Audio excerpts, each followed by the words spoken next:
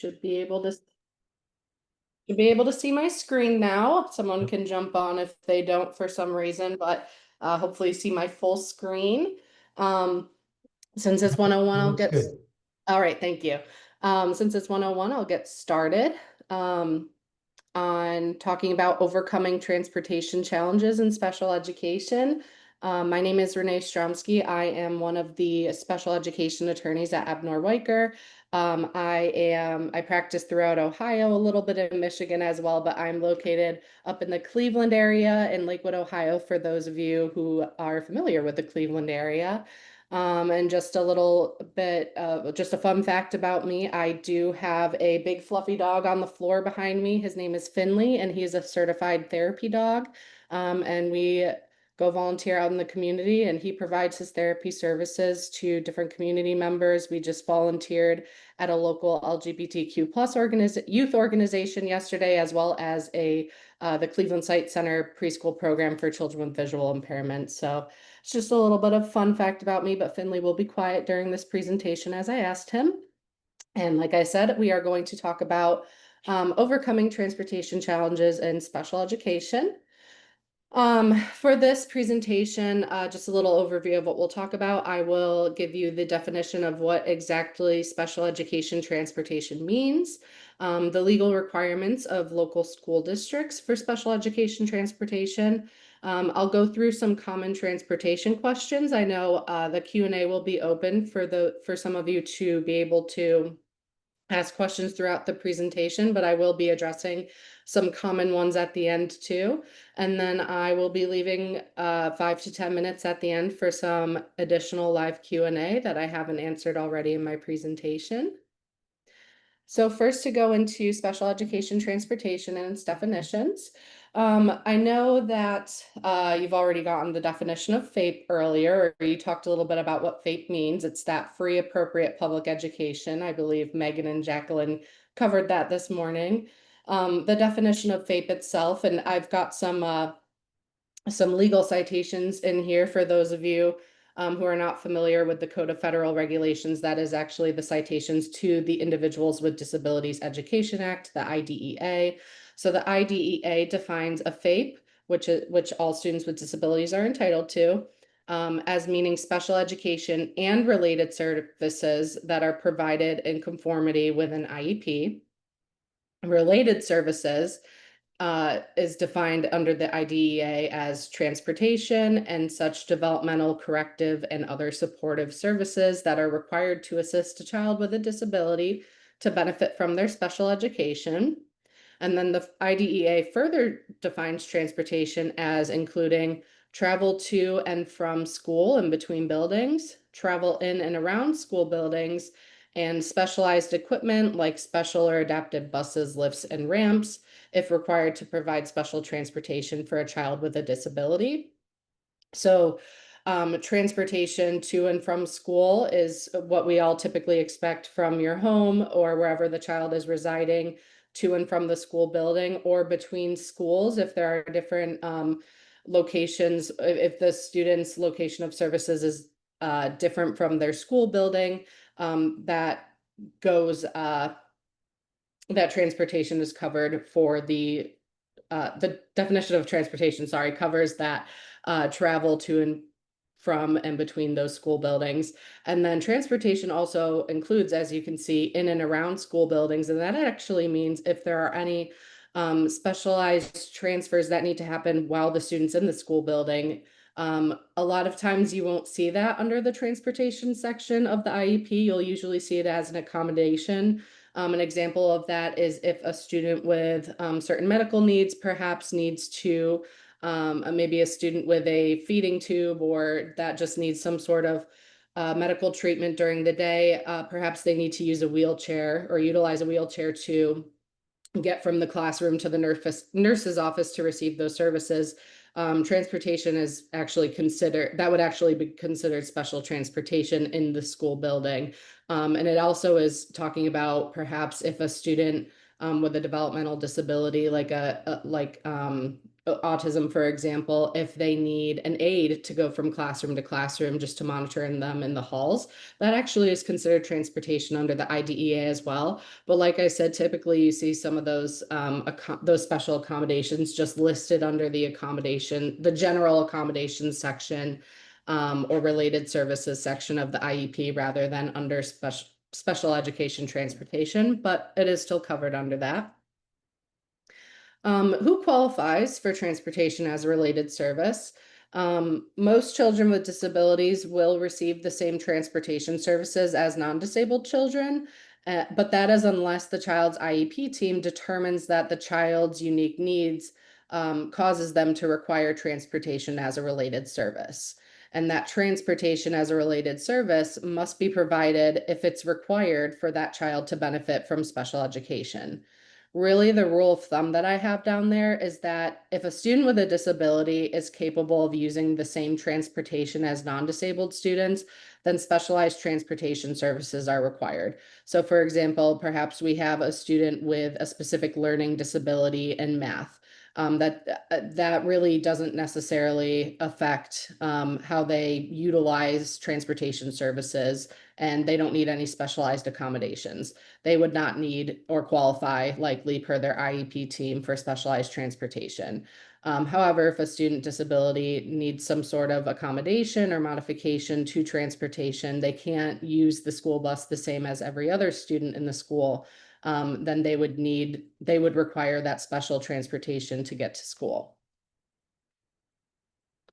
Some examples of needs that require transportation as a related service. Probably the big one that we think of most is mobility and orthopedic impairments.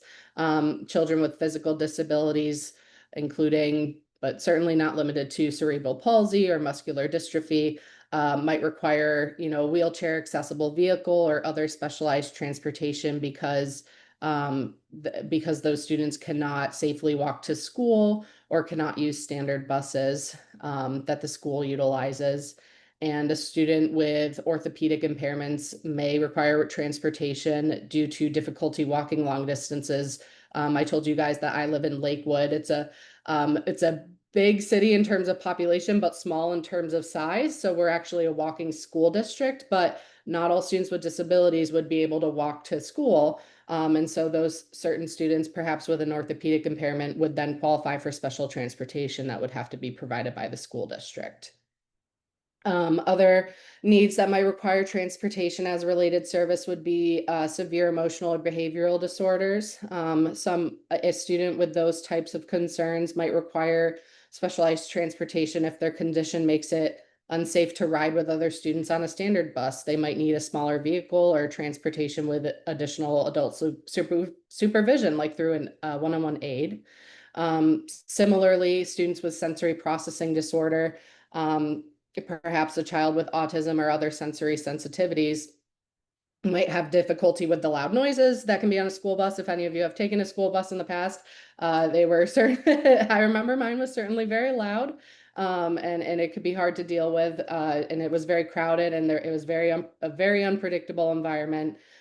So someone with sensory processing disorder or different sensory sensitivities would need that alternative transportation where they can have accommodations to make sure that they're taking a different bus that might be quieter or less crowded or have a more structured experience. Students with medical fragility may also need transportation as a related service. Students perhaps who need oxygen or feeding tubes or some sort of constant medical supervision may need transportation with a trained staff who can address their medical needs during the transit. Students with visual impairments may also need transportation as a related service, just for assistance navigating safely from home to school, especially if there are safety concerns like crossing streets or navigating complex routes. We can have accommodations and modifications for those.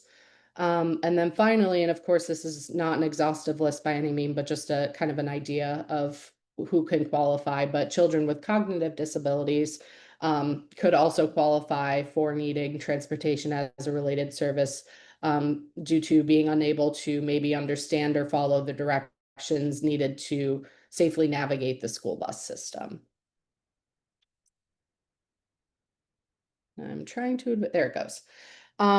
Some examples, I kind of listed some examples as I was just talking a little bit, but just some general examples that are actually listed in the IDEA, also in, I do know they're listed in the Ohio operating standards. I would assume that they're also listed in the operating standards for Michigan and Pennsylvania as well. And I've kind of expanded on those a little bit, but just some examples of specialized transportation equipment, accommodations, and modifications could be, like I just said, specialized equipment. This could be adapted vehicles with lifts for people utilizing wheelchairs or other mobility assistive devices, ramps, vehicles that are fitted or retrofitted to have specialized equipment like car seats, safety vests, securement system, or other securement systems to for children who may not be able to, because of their age, disability, size, be able to just use the regular lap seat belt.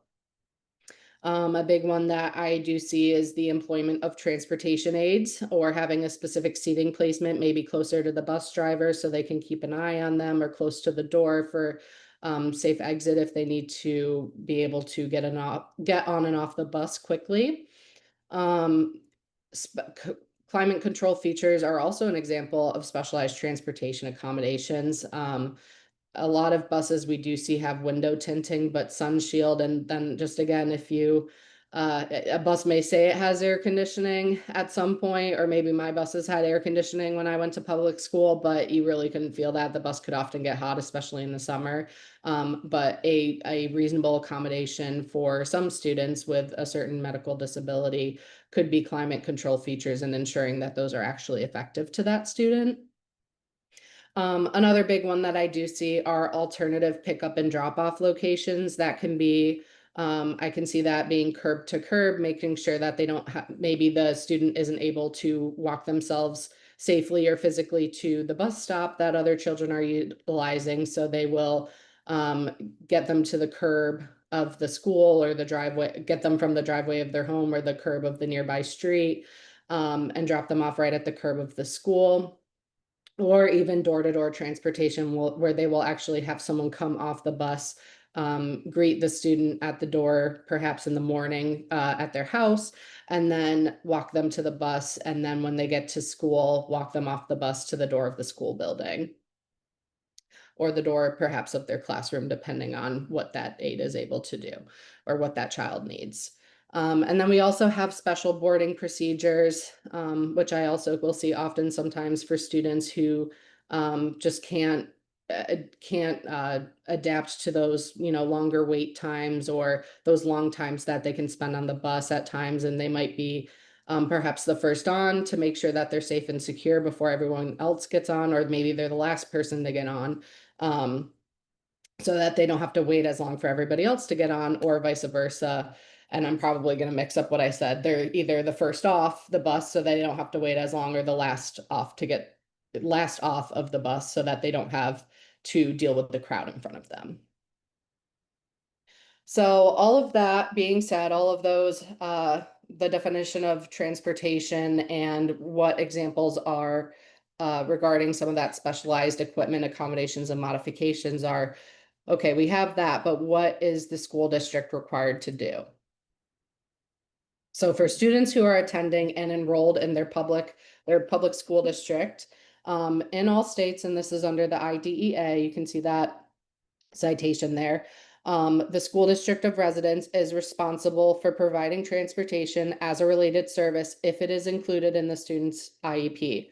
So again, for example, in Lakewood here, we're a walking school district, a student who has a specific learning disability in math that might necessarily need accommodations related to the bus, they would likely not have that checked as a need in their IEP and would therefore need to walk to school as everybody else does. But for students who, because of their disability, require that specialized transportation, door-to-door service, having an aide on there, climate control, things like that.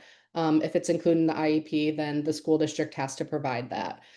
And of course, it's a free, appropriate public education. That's where it's coming from. FAPE, the main word being free. So that is regardless of the cost. If it costs them money to buy a new school bus with specialized equipment or what have you, it doesn't matter, or cost of gas for having to get a student who may live further than the walking requirements of your school district, doesn't matter. It's a free, appropriate public education. The school has to provide it. Same with time and distance. If the school is, for example, if you're a student, again, some school districts I'll see, if you live less than a mile or less than a half mile to school, you have to walk. But for students that are further than that, they can get busing. Even if that student were to live inside those boundaries, they're still entitled to that transportation and the school has to provide it.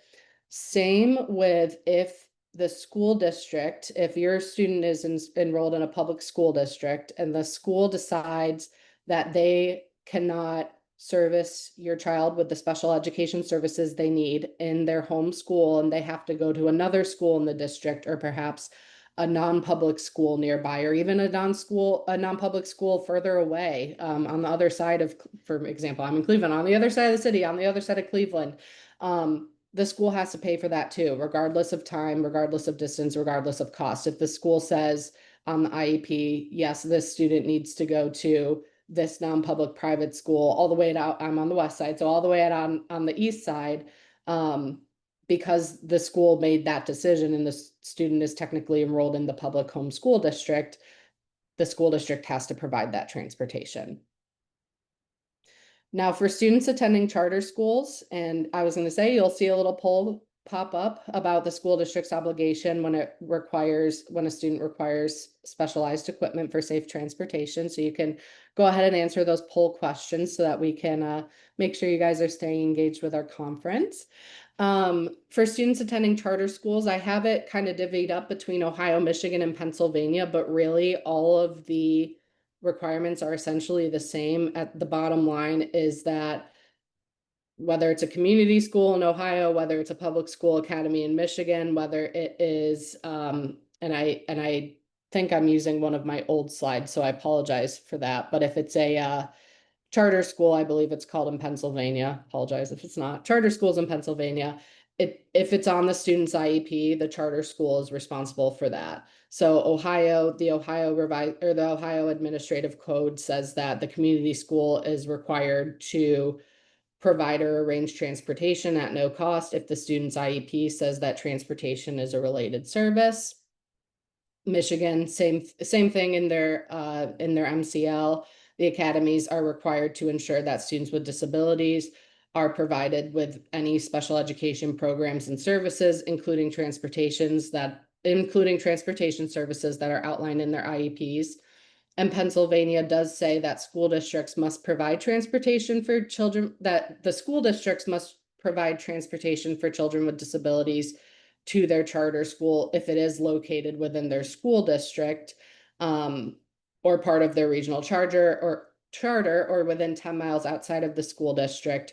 But what I didn't add in here, and I think it's 22 PA code 71142 still, I think it's just subsection B or C. So I apologize for that. I must have saved it wrong. I apologize. But if that essentially is saying that, yes, children with disabilities do have to be that school districts are required to provide transportation to charter schools for both children with and without disabilities. But if there are any accommodations or modifications necessary to transportation outlined in the student's IEP, then it is the charter school's responsibility to provide those accommodations or modifications. So the responsibility shifts then to the charter school. So bottom line on all of those, whatever state you're in, if it's in your child's IEP that they need special transportation and they attend a charter school, then it is required that the charter school is the one that handles that and takes care of it and makes it free and appropriate to that student. In terms of non-public schools, so I said earlier that if the school district is the one that places the student at the non-public school, because for whatever reason, the school district in their schools and their buildings cannot serve the child's needs and believes that the student's least restrictive environment is at that separate non-public school, that it is the school district of residence's responsibility to provide that transportation. This is referring to children who are parentally placed. So parents are choosing to place their child with a disability in a non-public school. The IDEA, as you can see, unfortunately says that local education agencies, which essentially means school districts but encompasses more, local school districts are not required to provide transportation from the child's home to the private school. So this is, we have to go into on a state-by-state basis. I'm going to start with Ohio, but I will get to Michigan and Pennsylvania. In Ohio, we do have a law under ORC 332701 that said that the school district, the student school district of residence, the school district they reside in, is required to provide transportation as a related service for all children with disabilities. And really, it is technically all children with and without disabilities that are living in the school district who are enrolled in a non-public school. And that is still true even if they have an IEP, they have to provide those accommodations as long as the school is within 30 minutes from the 30 minutes from the school building that they would be attending if they were attending school in the school district. However, and there's a big however here, because the law says, yes, school districts, you have to provide transportation to private school in the school districts in Ohio. You have to provide transportation to private schools for all students with and without disabilities, even with IEPs, as long as it's within 30 minutes. And you'd think it'd be that easy, but it's not, unfortunately. The big however is that under the next Ohio Revised Code 332702, a district can declare impracticality and say, yes, we know we're supposed to be transporting this student, but it's impractical, even if it is listed as a related service on a student's IEP. But in order to be able to do that, a school district has to consider, they don't have to necessarily do this full analysis and give you all the reasons why. They just have to simply say they've considered these factors.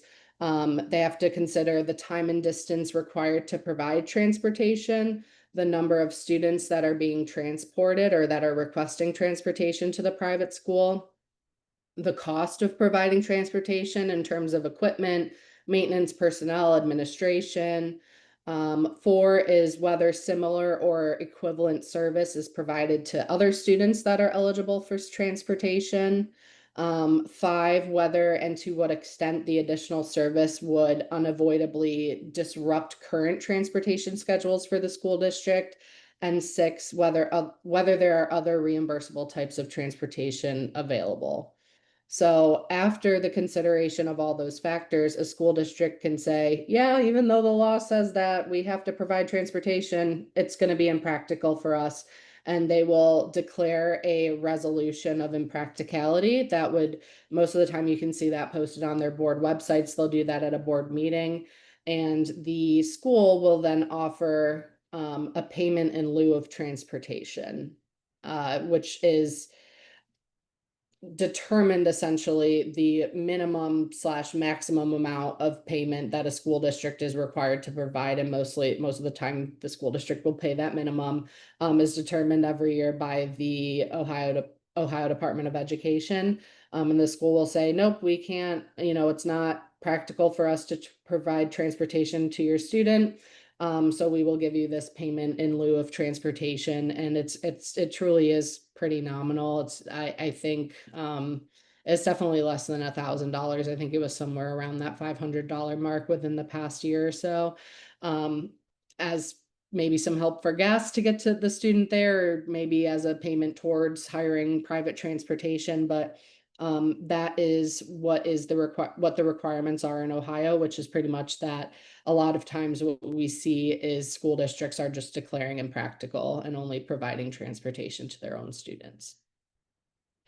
For Michigan students attending non-public schools, again, parentally placed Michigan students attending non-public schools, the law says that if a school district is providing transportation for its resident students, that to their own schools, that the district must also provide transportation to and from school for every resident student attending the nearest state-approved non-public school, but only if the following two conditions are met.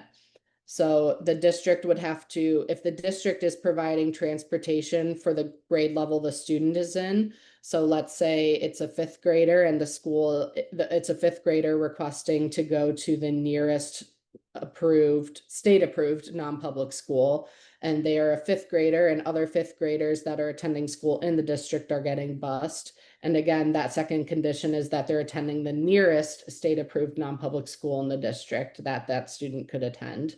Then the school district is required to provide that non-public transportation.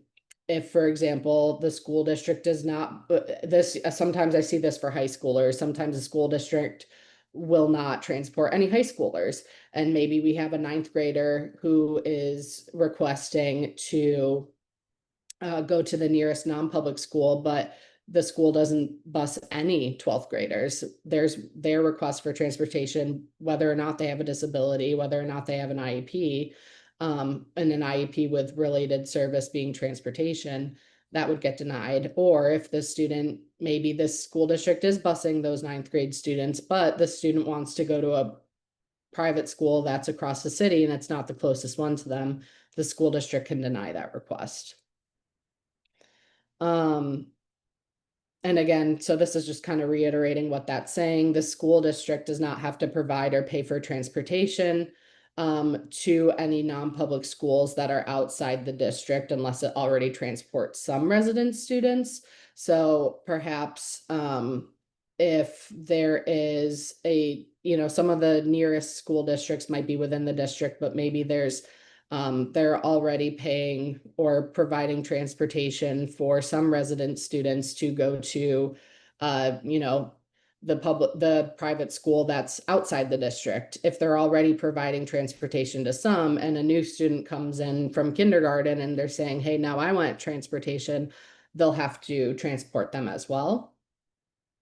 And it does say that the MCL, the Michigan law, says that if it does transport, if the school district does transport some students outside the district, then it must provide or pay for transportation for resident students attending those state-approved non-public schools outside the district, at least to the same distance and general direction as the transportation provided to those public schools. So if it's outside the district, but it still is not, if the location, maybe it's just the next district over, for example, and so it takes less time to get to that non-public school that's technically outside their district, than it would to maybe transport to that student to a school that they need to go to that's across the on the other side of the district, we'll say, then the non-public school or the school district is required to provide that transportation. Kind of similar for Pennsylvania, for students, again, parentally placed students in Pennsylvania attending non-public schools. If the district of residence is transporting public school students, it must offer that same transportation to students attending not-for-profit non-public schools, which actually is somewhat similar, but a little bit more expansive. It's just saying, hey, if you are transporting public school students in your district, you have to also provide transportation for non-public schools, which is what Ohio technically says, but then we have this ability to declare in practicality. However, it does say that transportation must occur during regular school hours and follow the non-public schools calendar as officially adopted. So some common transportation questions that I get from parents and guardians of special education students, and honestly, just sometimes students in general as well. Hopefully you know the answer to this question because I've said it a few times, but are all children with disabilities entitled to transportation? The answer is no. Not all children with disabilities will require transportation as a related service. If we remember that general rule of thumb, that one takeaway, if a student with a disability is capable of using the same transportation as their non-disabled peers, then specialized transportation services would not be required and they would not be entitled to transportation.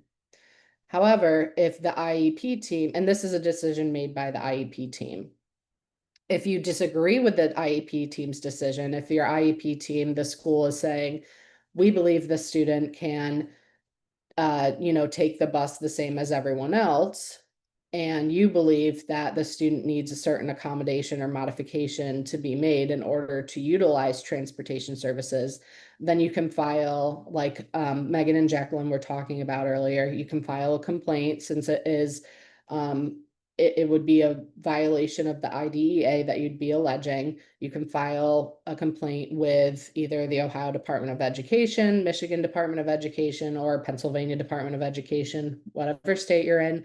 And that could be through that state or due process complaint process that they were talking about earlier. Another question that I get often is, can my child be denied the opportunity to attend field trips or other extracurricular activities if their disability requires special transportation? The answer is no. The IDEA specifically says that the school district must take steps to provide non-academic and extracurricular services and activities in whatever manner necessary to afford children with disabilities an equal opportunity for participation in those services and activities. So you cannot exclude a child from that extracurricular, that field trip, or maybe even students who are on sports teams and need transportation to games or track or games or meets or wherever you're going outside the school district. They cannot be discriminate, it would be discrimination, but they cannot be excluded just because they have a disability and require special transportation. If this does happen, again, because that is something that is quoted from the IDEA and you have an allegation for an IDEA violation, you can file a state or a due process complaint with the Ohio Department of Education, Michigan Department of Education, or Pennsylvania Department of Education. Obviously, go to whichever state you are residing in or whichever state your student goes to school in. Another one, I could probably say this about every slide, another big one that we get. So maybe I'll stop saying that, but another big one we get is, can the school suspend or exclude my child from the bus if they have an IEP? And you can see the answer starts off a little confusing. We have a maybe here. It's yes and no. So if transportation is not included as a related service in your child's IEP, if meaning that the IEP team determined that your child can take this or use the same transportation as everybody else, the school district may suspend your child in the same manner as their non-disabled peers. However, if transportation is included as a related service on the student's IEP, the school district may still suspend your child from the bus, but they would only be allowed to do so for up to 10 days. And you'll learn a little bit more about this, I think, tomorrow, if not later today. I think it's tomorrow, though, when Ruth talks about manifestation determination reviews.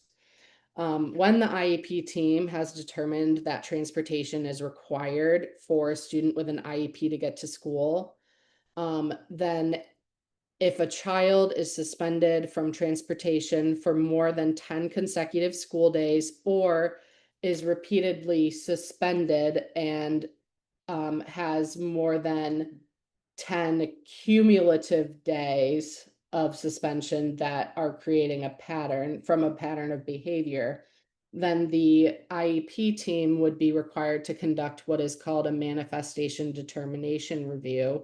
And again, Ruth will go into a lot more detail about this tomorrow because students are entitled to this not just for bus suspensions, but regular school suspensions and expulsions as well.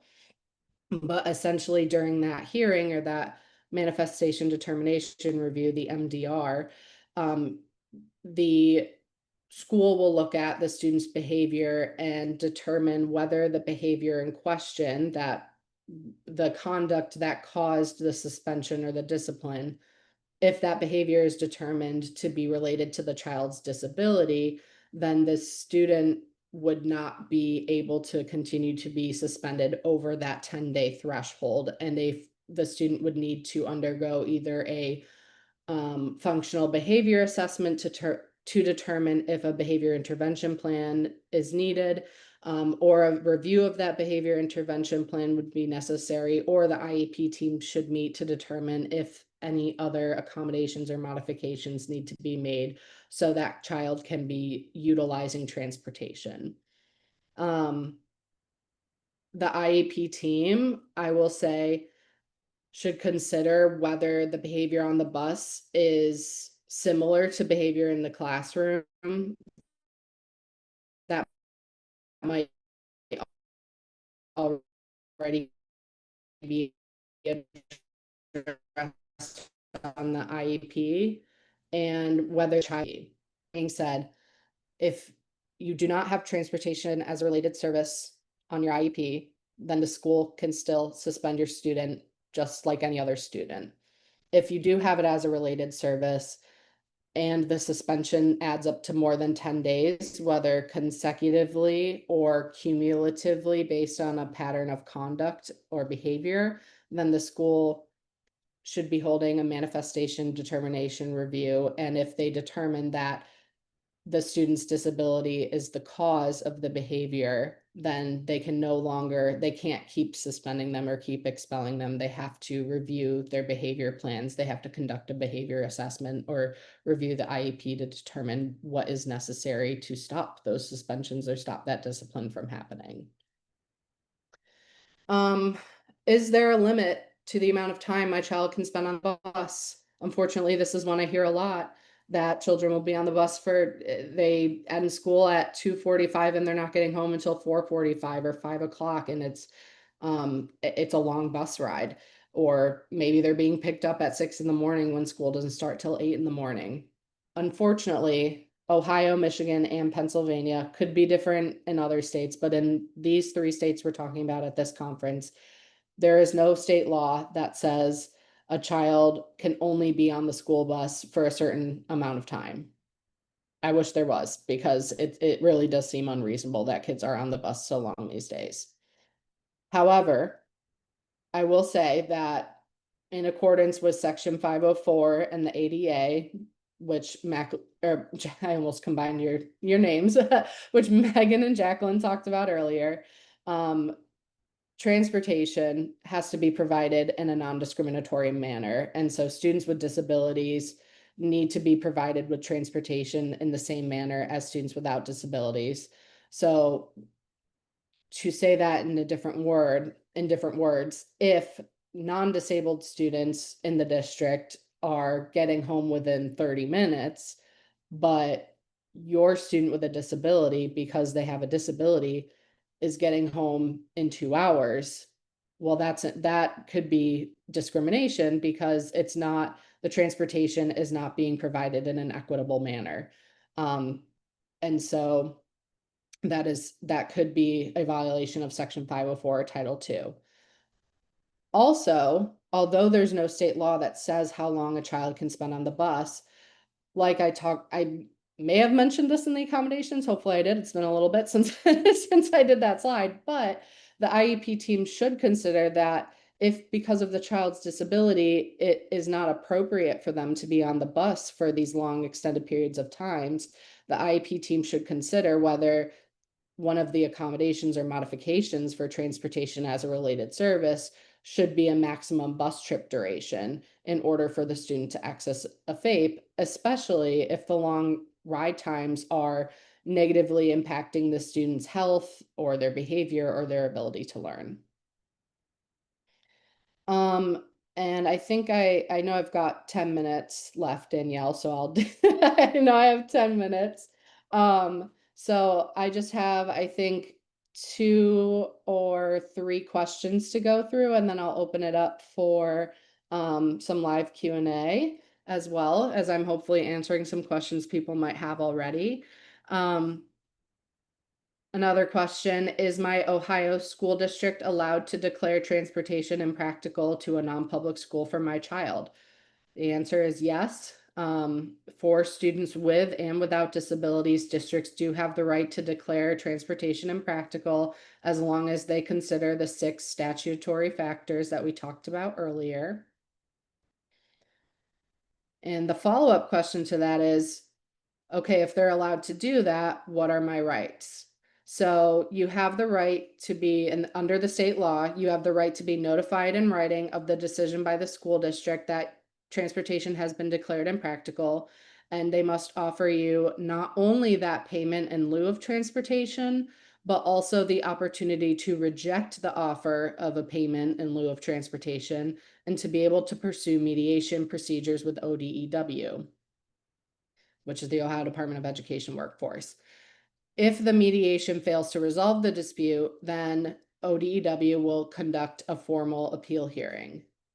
And I will note that as soon as a parent, instead of, once you accept the payment in lieu, the school district should give you your payment and they are no longer required to provide transportation to your student.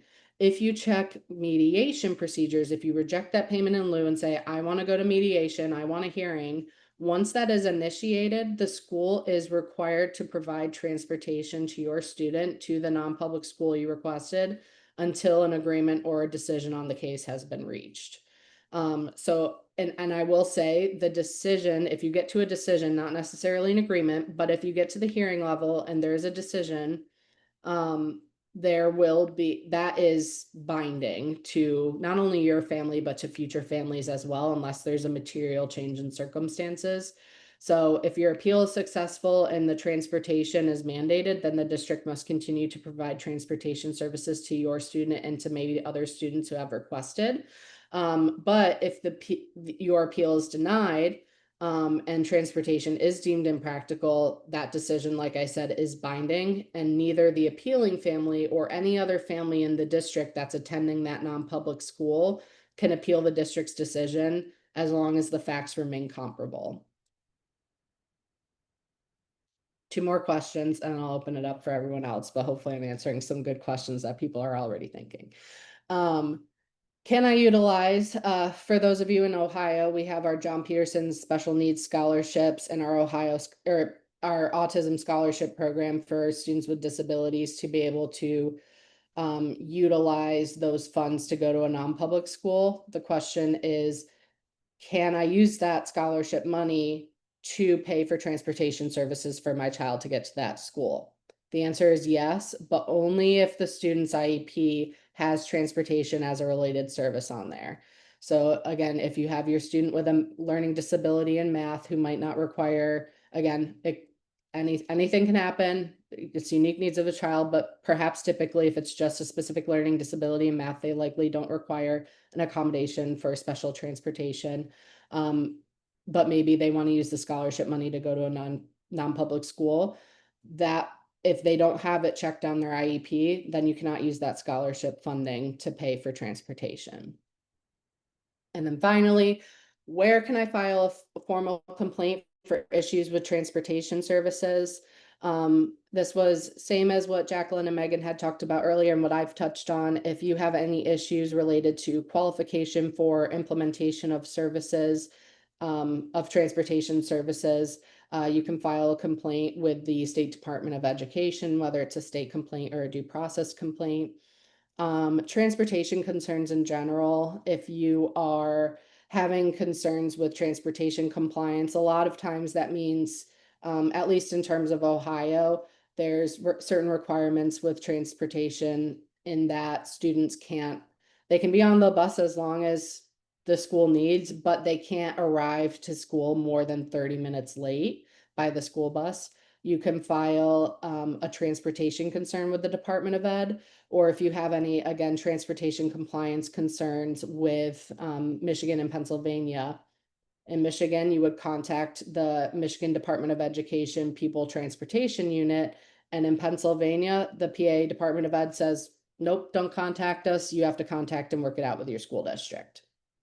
And then finally, in terms of equal access to transportation concerns, if there are issues with inequitable transportation services, perhaps students are, like I said, maybe the non-disabled students have a short bus time and disabled students have a longer bus time, although that can go under the state complaint. Or there's a failure to implement any section 504 transportation accommodations, you would be able to file a complaint then with the US Department of Education in their Office for Civil Rights. Okay, that is all I have. Now I've answered a bunch of questions that maybe I took some questions out of right off the top of your brains, but I am now open for other Q&As as necessary if there are any.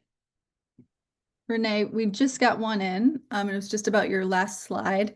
And the question is, when you say transportation as a related service, do you mean that it should be documented in section 7 under related services? She's saying that she usually just gets it documented in the transportation section of the IEP. And I think section 7 is just probably a reference to some section in some IEP. As we know, IEPs look different across the Section board. 7, yeah, thank you, Corey. And I was going to say that must be in Ohio because Section 7 in Ohio is where we have our special education services. We'll have the specific services tied to the goals and then a list of accommodations. And if this is in Ohio, just tell me. But we also have related services where you usually will see OT, OTs, SLPs, PTs, all that stuff. But I do mean transportation. Yes, what section? I should know this for Ohio. I think it's section 8 or 9, the transportation section specifically. So if you have any concerns with that section, with transportation, just as I just mean as a service related to special education. It doesn't necessarily need to go under section 7, but if you have concerns with IEP transportation, I should say, then yes, that would go through your state Department of Education for a complaint. And Yeah, just, she clarified that it was in Ohio. yeah, knew and it. I was gonna say section 8 of the IEP does say transportation as a related service. So Okay. it's already in that language. And then Corianne, I know we had one as well that you were gonna pose to Renee, unless Mark already answered it. Mark did answer it. Okay, perfect. That's sufficient. It was about just transportation and bullying. So if a student with an IEP is getting bullied on the bus and keeps getting bullied, can you require other transportation? And Mark answered that they'd require other transportation or alternatively have to address the bullying through a safety plan. Yes. Yes, that's a really good question. Hopefully everyone heard that. Yes, if your student is being bullied on the bus, or I have even seen I've seen accommodations on an IEP where if even maybe bullying hasn't happened yet, but perhaps the student is vulnerable to bullying or vulnerable to other students, perhaps having negative influence on them, then I have seen where the student maybe is seated close to the bus driver or has a one-on-one aide or is on a separate bus.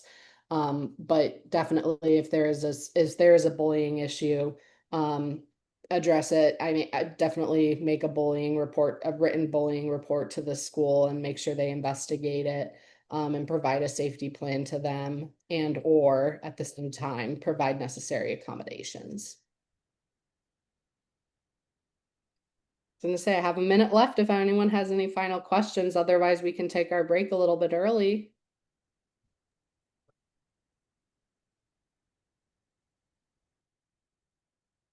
I don't see anything else coming in. Awesome. Well, thank you all so much for joining me on my presentation. I have my email up there. If anyone has any other questions, feel free to reach out to me. And since that is all the questions we have, I believe Elizabeth has dropped the evaluation for my presentation. I really value your feedback, so if you could fill that out, that'd be great. And we will be back at nope, it's already 1 o'clock, isn't it? We will be back at 2 o'clock. Sorry, we'll be back at 2 o'clock for our next presentation. And when that next presentation starts, just be sure you're answering those engagement questions for our polls. Thank you, everyone. Thanks, Renee.